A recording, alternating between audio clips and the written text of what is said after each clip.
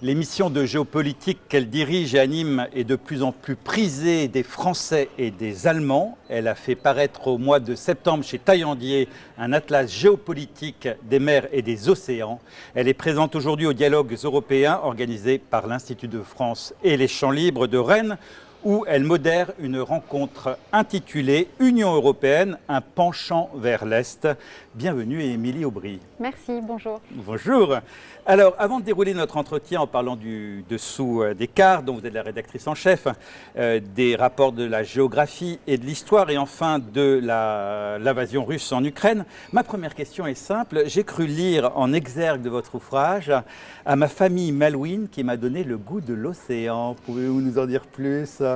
Oui, parce que sans doute cet atlas, plus que les deux qui l'ont précédé, au départ, c'est presque une envie un peu de gourmandise, de m'intéresser à cet espace qui est celui que je préfère au monde, qui est l'espace maritime, parce que je partage avec beaucoup de gens, je pense, sur la planète, voilà, un besoin d'aller voir la mer régulièrement et un sentiment d'exaltation quand je suis face à l'océan. Et donc c'est vrai que je me suis offert le luxe de travailler sur ces problématiques maritimes, parce que depuis que je pilote le dessous des cartes, ce sont ces émissions maritimes que je préfère fabriquer et mettre en carte, précisément parce que ces espaces maritimes sont des concentrés de problématiques géopolitiques qui réunissent des hommes, des cultures, des territoires, parfois opposés, parfois rivaux, parfois au contraire complémentaires et amis. Et donc voilà, je trouve toujours que l'étude d'une mer ou d'un océan, c'est passionnant. Et puis ce sont les plus belles cartes, les cartes maritimes. Clairement, d'un point de vue artistique, ce sont les plus belles cartes. Et c'est vrai qu'on peut regarder la Terre comme étant un continuum, d'ailleurs éclaté à partir de la Pangée de Terre, mais on peut le regarder aussi de l'autre manière, comme étant un assemblage de mer et d'océan. Exactement, et ça je trouve aussi que c'est une question presque philosophico-géopolitique absolument passionnante. C'est-à-dire c'est l'homme qui a délimité les mers et les océans, c'est l'homme d'ailleurs qui leur a attribué des noms qui sont parfois contestés d'un État à l'autre. Regardez par exemple la mer du Japon, la mer du Japon, Chine méridionale, le Japon, la mer du Japon que et la Corée du Sud et la Corée du Nord refusent d'appeler mer du Japon, l'un voulant mer de l'Est, l'autre un autre nom. Précisément parce qu'ils y voient au fond une conséquence anachronique de la période de la colonisation japonaise. Donc oui, ça c'est vraiment vertigineux de se souvenir, et ça rend très humble aussi, de se souvenir qu'au fond, au départ, il y a un gigantesque océan que nous pensons avoir commencé à dompter parce que nous savons naviguer, parce que nous construisons des ports, parce que nous avons percé des canaux. Mais en réalité, cet océan, il nous dépasse toujours, et c'est une citation que je mets dans la préface de mon livre. Il n'y a rien de mieux que la mer pour rappeler à l'homme sa petitesse et sa finitude. Je vous donne de l'eau moulin à vos paroles très belles, mais il y a encore le lieu inconnu et inexploré de la Terre, ce sont le fond des océans, les hauts fonds, quoi. Ce sont les abysses, en les effet. Abysses, c'est ça. Les abysses, c'est encore vraiment la terra incognita, bien davantage que l'espace. Au fond, l'espace est un écosystème que l'homme commence, alors on n'est qu'au début, mais à dompter. En tout cas, il essaye depuis maintenant plusieurs décennies, vraiment ça date de la guerre froide. Donc il y a aujourd'hui soit la capacité de projeter une présence humaine ponctuelle sur ces espaces, dans l'espace. On y envoie surtout beaucoup de satellites, parce qu'aujourd'hui il y a à la fois un enjeu de puissance à être dans l'espace et un enjeu informationnel et communicationnel qui est absolument décisif, confère les investissements que peut faire Elon Musk. Mais les abysses, on n'en est vraiment qu'au tout début, et notamment sur un plan, j'allais dire, technologico-militaire.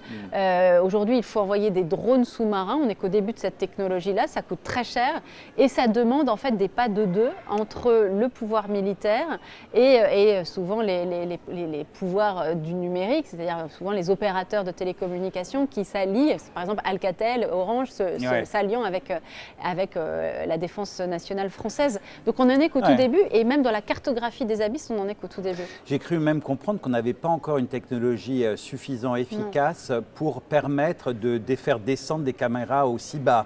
C'est-à-dire que passer plusieurs milliers de mètres, on ne peut plus rien. Voilà encore un espace que l'homme est loin d'avoir réussi à dompter. C'est génial, il y a encore du mystère. Je ne sais pas si c'est génial, parce qu'il y en a quand même de moins en moins. C'est vrai. Et je ne sais pas si l'on peut tout à fait se réjouir de, en tout cas, tous les moyens qui sont déployés pour que l'homme réussisse à justement descendre dans ces abysses. À mon avis, quelque chose me dit que ce n'est pas une très bonne nouvelle pour la faune et la flore qui s'y trouvent. Et surtout, c'est un peu inquiétant d'un point de vue géopolitique, parce que cela veut dire qu'il y a des actions qui vont y être menées dans ces profondeurs. On parle quand même de 3000 mètres minimum.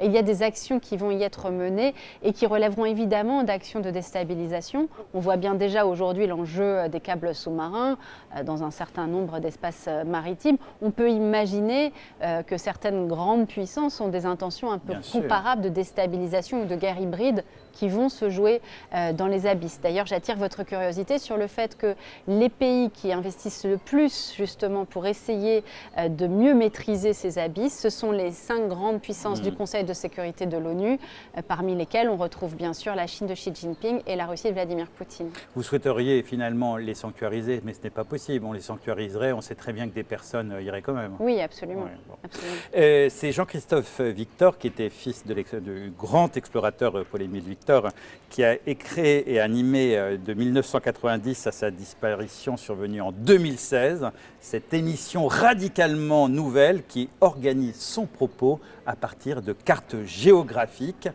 donc dessous des cartes. En 2017, vous avez pris sa suite. Comment êtes-vous arrivé à prendre sa suite? Pourquoi? Qu'est-ce qui vous a motivé? Eh bien, en fait, je n'ai pas eu à être motivée. C'est une proposition qui m'a été faite et à laquelle j'ai beaucoup réfléchi avant de l'accepter parce qu'au fait, au départ, je la trouvais saugrenue. Enfin, pour moi, Jean-Christophe Victor, c'est quelqu'un, j'étais sa première fan. J'ai vraiment beaucoup regardé ses émissions quand j'étais jeune et même petite fille. Et puis, moi, je suis à Arte depuis 2012. Donc, je connaissais la figure de Jean-Christophe Victor que je ne connaissais pas personnellement, que je croisais aux conférences de presse de rentrée d'Arte. Et puis, un jour, la direction d'Arte m'appelle pour m'annoncer cette nouvelle infiniment triste du décès brutal de Jean-Christophe. Je crois que pendant longtemps, Arte s'est demandé si cette émission pouvait lui survivre, au fond, tellement elle était attachée à lui, à son laboratoire de recherche. Et puis en même temps, il y avait, vous l'avez dit, une telle singularité de cette émission et aussi un tel attachement du public d'Arte à cette marque qu'il a été décidé d'essayer de continuer l'aventure avec ce pari que moi je trouvais très risqué, qui était de proposer de prendre la suite à quelqu'un comme moi, c'est-à-dire une femme d'une autre génération, journaliste et pas universitaire. Et donc, j'y suis allée très progressivement. D'abord, j'ai juste été la voix, puis le visage de cette émission. Et puis, progressivement, j'en ai pris la rédaction en chef, avec l'humilité de quelqu'un qui n'est pas universitaire, précisément, mais avec l'atout aussi de quelqu'un qui se pose peut-être les mêmes questions que celles que notre public se pose sur la marche du monde. Et puis, ça a été l'occasion aussi peut-être de diversifier nos apports scientifiques, parce que vous savez que pour toute émission du Dessous des cartes, au départ, il y a un partenariat avec un universitaire. C'est ça, avec donc aujourd'hui, qui vous fournit un texte et des cartes. Qui nous fournit, alors ça c'est pour l'émission du samedi, parce que l'émission quotidienne, on la fabrique du matin pour le soir, mais la maison mère du Dessous des cartes, c'est cette émission hebdomadaire, cette version longue, diffusée jusqu'à présent le samedi à 19h30, mais qui à partir de janvier sera diffusée le vendredi à 19h30. Et pour chacune de ces émissions, en fait, je propose une thématique Arte, et une fois qu'elle est validée par la direction d'Arte, je m'enquière d'aller trouver le meilleur universitaire possible sur cette problématique-là.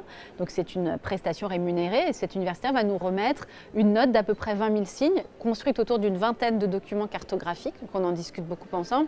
Et ensuite, ce texte universitaire, on va le réduire à 8 000 signes, on va le transformer en texte télévisuel parce qu'on n'écrit pas de la même manière. Celui que vous récitez. Exactement, ça c'est avec une équipe et donc ce texte, on va le raccourcir, le simplifier, le densifier et puis surtout, on va monter les cartes, animer les cartes. Le dessous des cartes, c'est de l'animation, hein. C'est comme un dessin animé, donc c'est très minutieux. Les gens qui connaissent cet univers de l'animation savent de quoi je parle.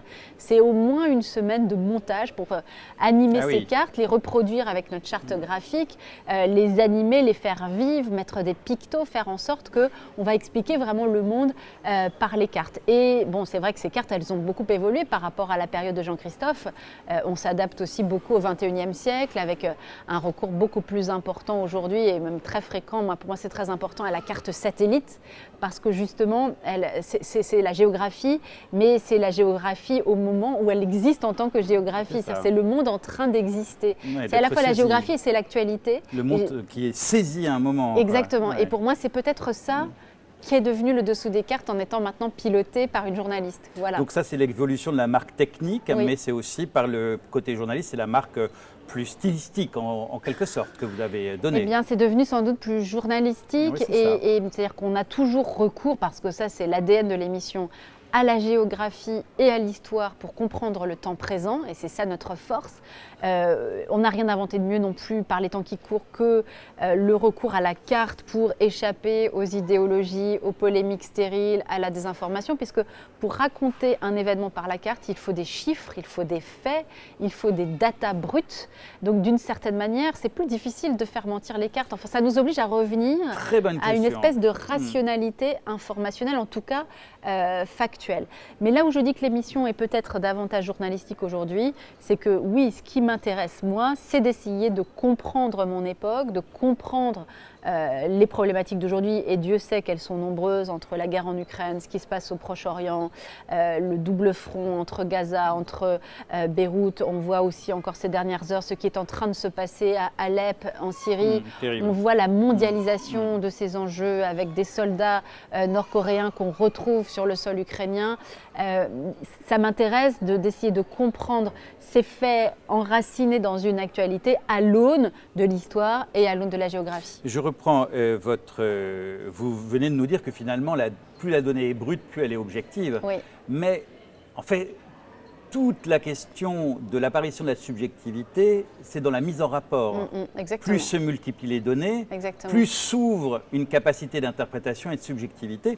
Comment précisément, quel garde-fou, quelle ligne directrice axiologique, je veux dire, de valeur, vous tenez pour, quand se multiplient les données, être sûr que vous restez dans quelque chose non idéologisé?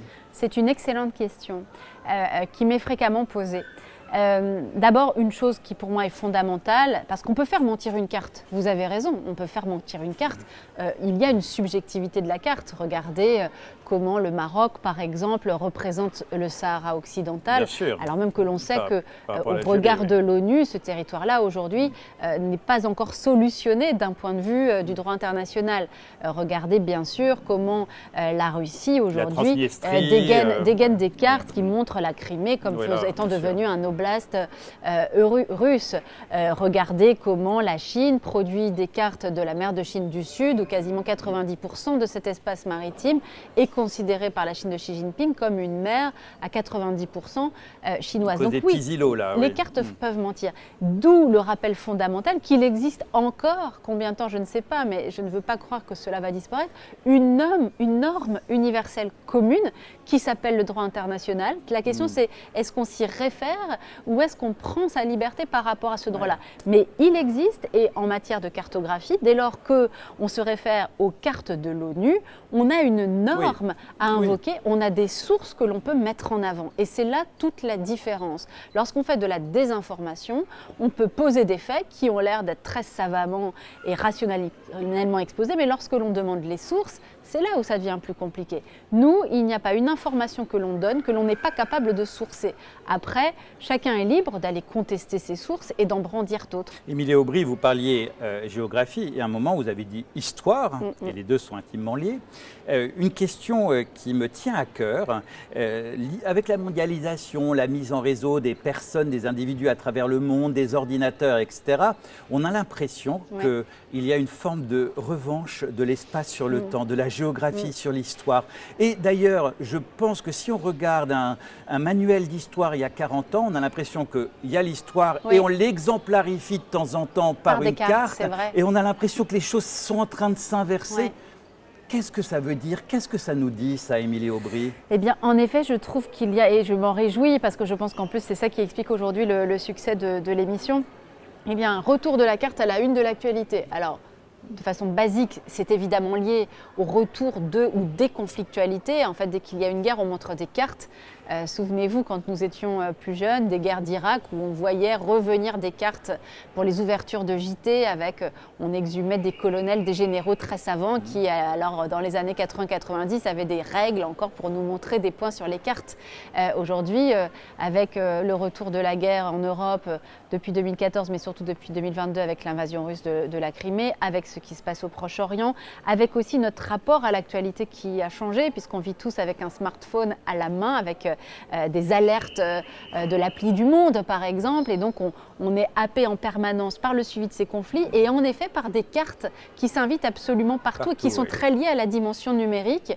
Et c'est vrai, vous avez raison qu'aujourd'hui, par exemple, moi j'ai des enfants, des grands ados qui ne savent pas forcément se repérer sur les vieilles cartes que je laisse traîner dans notre voiture quand on part en vacances, mais qui en fait sont quand même tout le temps habitués à la carte, parce que lorsqu'ils doivent aller à un rendez-vous que leur propose leur copain dans un bar, et bien sur Google Maps, ils ont le trajet, ils regardent, sauf qu'on leur indique l'itinéraire. Donc ils sont habitués à la carte, mais ils ont besoin qu'on leur donne le sous-titre. Mais c'est vrai qu'il y a un grand retour de la carte dans nos usages du quotidien, à la fois dans nos usages, dans notre accès à l'information, mais c'est très très lié à la présence du smartphone dans notre main et dans notre poche.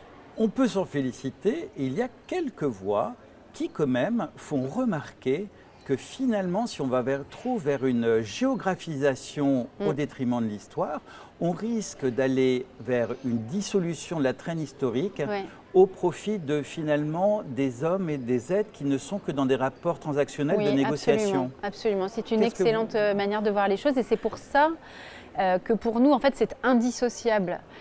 Alors d'abord, ça reste central, encore une fois, de lutter contre cette tendance à renvoyer dos à dos des éléments ou des belligérants qui n'ont rien à voir. C'est-à-dire quand il y a eu toute la tendance, je vais dire post-2014, à renvoyer dos à dos l'Ukraine et la Russie. Lorsqu'on disait, au fond, les Ukrainiens l'ont bien cherché, c'est la faute de l'OTAN par rapport à la Russie. C'est-à-dire qu'on avait l'air de mettre sur un même plan des acteurs qui n'avaient rien à voir. C'est-à-dire du point de vue ukrainien, jamais l'Ukraine n'a cherché à envahir la Russie. La Russie a juste violé, au regard du droit international, les frontières d'un État souverain reconnu par l'ONU, et surtout a violé des frontières que la Russie post-soviétique avait reconnues. La Russie de Gorbatchev et ensuite des années qui suivent reconnaît les frontières de l'Ukraine, et puis vous savez bien que c'est même Khrouchtchev qui offre la Crimée. En 54 oui, un peu plus tard, je crois, qui offre la Crimée aux Ukrainiens.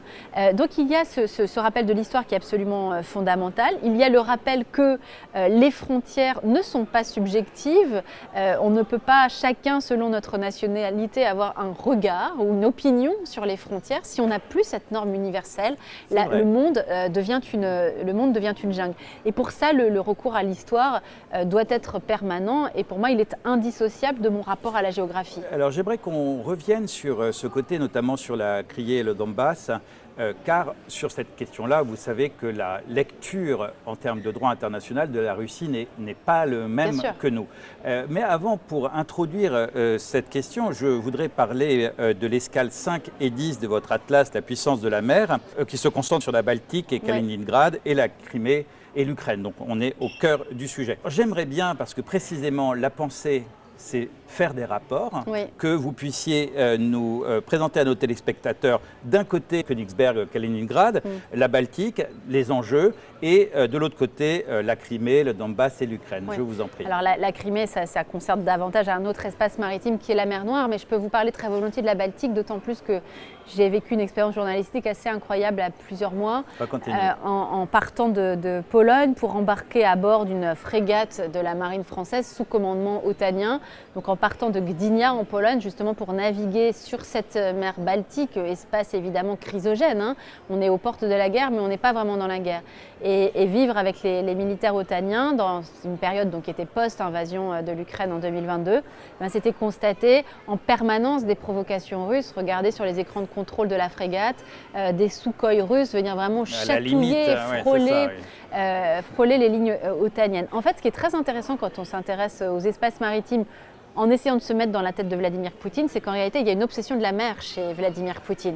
En fait, avec la fin de l'URSS, il a perdu une part très importante de l'accès qu'avait l'ex-URSS aux espaces maritimes sur la Baltique. Et à la mer non glacée, surtout. Exactement, ce que les géographes appellent l'accès aux mers chaudes. Si l'on prend la façade baltique, il perd évidemment des ports absolument essentiels, tous ceux des États baltes, et il y a encore bien sûr Saint-Pétersbourg, etc. Mais il y a une perte très importante de la façade maritime. Alors heureusement, pour Vladimir Poutine, il y a en effet, non pas cette enclave, sinon les géographes me le reprochaient, mais cette exclave de Kaliningrad, qui est un pied russe en territoire européen et qui est donc une zone maritime portuaire absolument fascinante à imaginer. Je ne suis pas prêt, je pense, d'y aller, mais évidemment qui a été militarisée à outrance par Vladimir Poutine, puisque c'est une manière vraiment de faire face à cette Baltique qui est devenue un quasi-lac européen, particulièrement depuis que la Suède et la Finlande sont rentrées dans l'OTAN. Mais cette obsession qu'a Vladimir Poutine pour les espaces maritimes, on la retrouve en effet avec l'annexion de la Crimée. Il ne faut jamais oublier qu'avant d'annexer la Crimée, en fait, qui lui donne en effet, comme vous l'avez dit, l'accès à la mer Noire et donc l'accès aux mers chaudes, l'offensive de Vladimir Poutine a commencé par la russification d'une toute petite mer que personne ne connaît, qui s'appelle la mer d'Azov et qui, par le détroit de Kertch, s'ouvre sur la mer Noire. Et donc avant même l'annexion de la péninsule de Crimée en 2014, Vladimir Poutine, au fond, empêche la puissance maritime ukrainienne de circuler librement sur cet espace qu'ils ont pourtant en partage, arraisonne les marins ukrainiens et progressivement annexe cette mer. Donc en fait, il y a russification de la mer d'Azov, annexion de la péninsule de Crimée, avant de passer à l'étape supérieure, qui est la tentative d'invasion à grande échelle de l'Ukraine. La stratégie soviétique classique. Exactement, et en tout cas une nostalgie d'un territoire terrestre et maritime qu'il est assez facile d'identifier quand on connaît l'histoire. Bien sûr. Actualité, Ursula von der Leyen a déclaré récemment vouloir doper les dépenses de la défense européenne pour répondre à l'annonce d'un budget consacré à l'armée qui est à peu près de 9 à 10% du PIB russe. Que pensez-vous de concrétiser une véritable armée européenne ? Eh bien, je pense que de toute façon, les Européens là sont au pied du mur. Ils ont deux choses. Ils ont à la fois la détermination du projet poutinien, dont je crois qu'il est quand même maintenant difficile de douter. Oui. De l'autre, ils ont le contexte d'une réélection de Donald Trump, dont nul ne sait encore précisément quels seront ses choix géostratégiques. Mais enfin, on sait juste qu'on a entendu pendant la campagne de Trump, à savoir un discours qui consistait à dire qu'il réglerait la question russo-ukrainienne en 24 heures. Il est girouette quand même, qu'il ne protégerait plus les pays membres de l'OTAN, qui ne consacreraient pas au moins 2% de leur PIB à leur budget de défense. Donc on a entendu cette musique-là, même si vous avez raison de le dire, il y a ce que Trump dit et ce que Trump fait. Trump avait pu sembler assez poutinophile lors de sa campagne en 2016 et finalement, sous son mandat, les sanctions n'ont pas été interrompues, voire elles ont augmenté, de même que la livraison de matériel de défense à l'armée ukrainienne. Mais on est quand même dans ce contexte-là où de toute façon, Trump ou pas Trump, les Européens et notamment la façade orientale de l'Europe, on pense aux États baltes, on pense aux Polonais, n'ont plus envie de dépendre justement des élections américaines. Moi, je trouve très intéressant de regarder ce qui se passe du côté de la Pologne. On voit bien en fait un glissement du leadership européen qui passe un peu d'ouest en est. La Pologne de Donald Tusk, la Pologne qui est donc redevenue profondément européenne après les années de gouvernance du PiS. La Pologne, elle est prête à jouer ce rôle-là que la France et l'Allemagne ne sont peut-être pas, n'ont pas suffisamment peut-être la force politique en ce moment pour prendre ce rôle-là. La Pologne, elle y est prête. N'oublions pas qu'elle partage plus de 500 km de frontières communes avec l'Ukraine. N'oublions pas qu'elle est en train de porter à plus de 4% du PIB son budget de défense.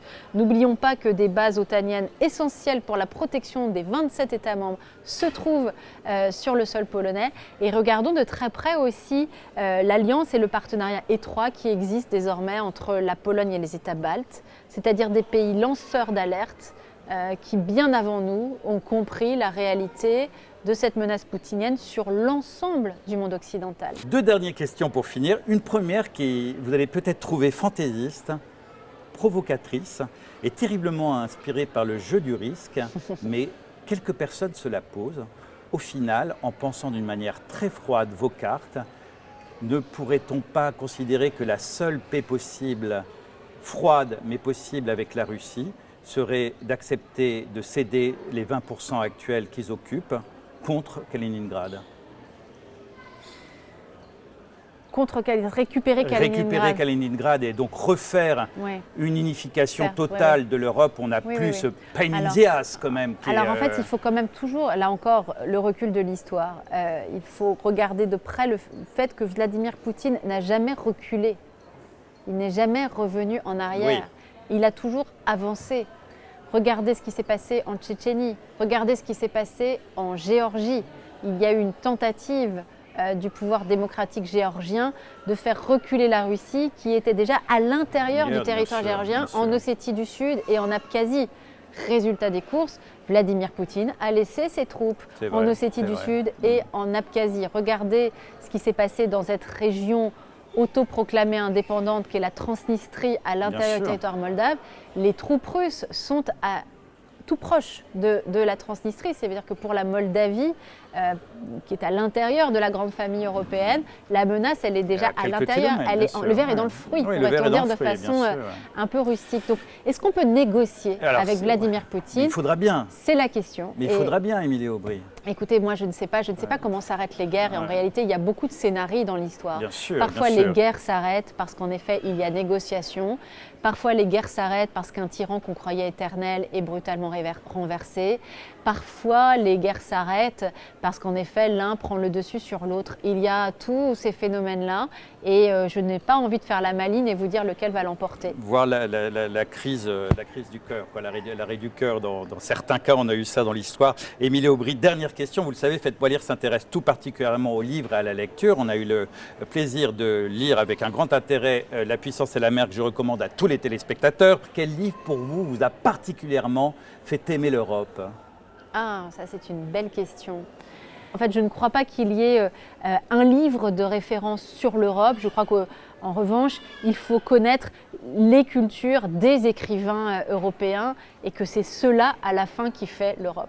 L'humanisme européen. Merci beaucoup, Émilie Aubry. Chers téléspectateurs, je vous dis à la semaine prochaine.